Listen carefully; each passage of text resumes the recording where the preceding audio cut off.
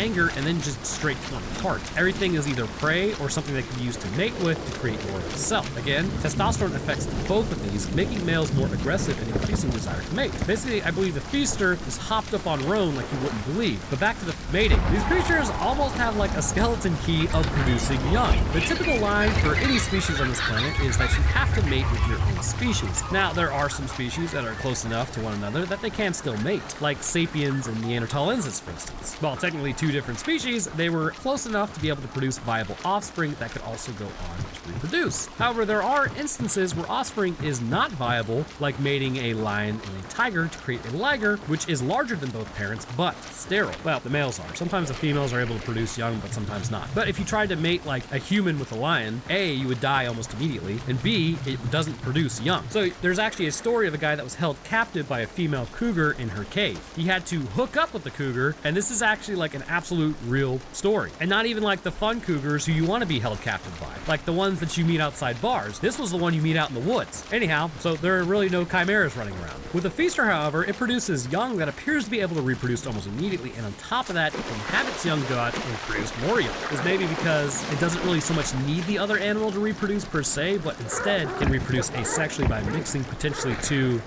batters if need be. But should another of its kind be there, it can also reproduce sexually, potentially for genetic recombination purposes. All of this says to me, the creature was created for a purpose, and this purpose is pretty clear as to what it is. It is stronger, faster, more aggressive, has denser bones, and is capable of producing young with almost anything instantaneously. This was clearly a super soldier program. Even the brow ridge having the eyes sit further back would be so that it could protect it. But to me, this is likely an alpha version. This specific creature is being tested for its ability to destabilize a region, as anything that resists is eaten, and anything that doesn't resist is destroyed after the mating cycle by the young exiting their body, which results in more feasters. Just enough of its human intelligence remains to problem solve. Its body appears fairly human to me despite bone growth, and high testosterone ensures that not only does it want to create more of itself with whatever, but the aggression is maintained towards anything, resulting in its enemy's annihilation or conversion. That said, this is likely not the finished product. The fact that it can't be contained easily, and should it get a foothold in the region, it may not be basically like stopped. So this thing is definitely created by humanity in order to be deployed. It is a human altered and changed, likely mixed with extra sets of DNA to increase HGH and testosterone expression, and then equipped with the ability to reproduce asexually in order to increase its numbers with anything it wants. And then eventually it ends up in Connecticut, and the Feast universe is expansive. Now you may have noticed I have kind of glossed over some things because I'm trying to leave the door open for Feast 2 and Feast 3, because there are some things that I would like to talk about, like for instance the thing moving under Beer Guy's skin. But I want to hear what you guys think this god-awful thing is. Let me know down in the comments. If you enjoyed, then leaving a like would be great, and subscribing is a great way to stay up to date on when I post. I will drop my Twitter, Discord, Patreon, merch, and second channel links in the description if anybody's interested. And speaking of patrons, I'd like to thank mine real quick. First, huge thank you to our astronauts Aegis and It's Not a Spoon. Thank you guys. I also like to thank our astrophysicist Death's Dancer, and our scientist Comically Large Spoon, Travis Ray, Wolfie420Z8, and Zaluki. For the rest of my patrons, I thank you guys as well. Your help really goes towards keeping everything running. Alright, so that's going to do it for me. I hope everyone enjoyed. I'll see y'all in the next episode, which is going to be Krampus. I know it's supernatural, but I just want to cover Krampus for Christmas. Anyhow, I'll see y'all in the next one.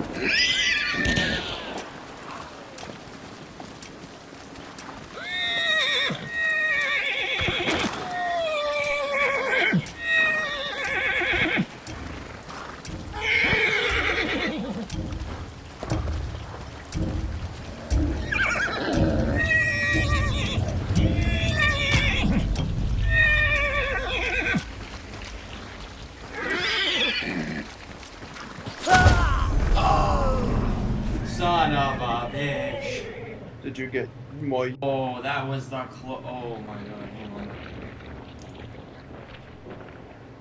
Oh, come on.